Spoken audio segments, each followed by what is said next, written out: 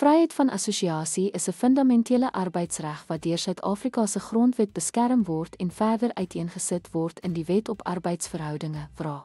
Hierdie wetlike instrumente verseker dat werkers vrylik vakbonde en verwante aktiwiteite kan stig, daarbey kan aansluit en daaraan kan deelneem sonder vrees vir diskriminasie of vergelding. Die Grondwet van die Republiek van Suid-Afrika, 1996, beskerm die reg op vryheid van assosiasie uitdruklik in artikel 18.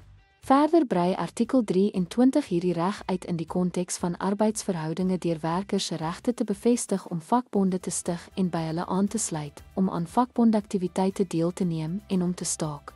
Hierdie grondwetlike beskermings beklemtoon die belangrikheid van kollektiewe organisasie om billikheid en waardigheid in die werkplek te verseker. Die Wet op Arbeidsverhoudinge 66 van 1995 bied meer spesifieke beskermings en regulatoriese raamwerke om die reg op vryheid van assosiasie te ondersteun.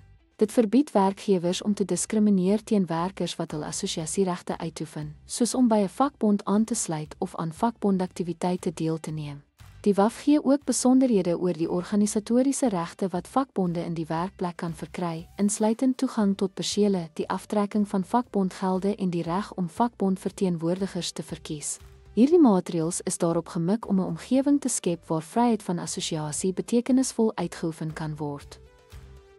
Ten slotte, vryheid van assosiasie is stewig verskaans in beide die Grondwet en die Wet op Arbeidsverhoudinge, wat werkers die wetlike grondslag bied om te organiseer en vir hul regte te pleit.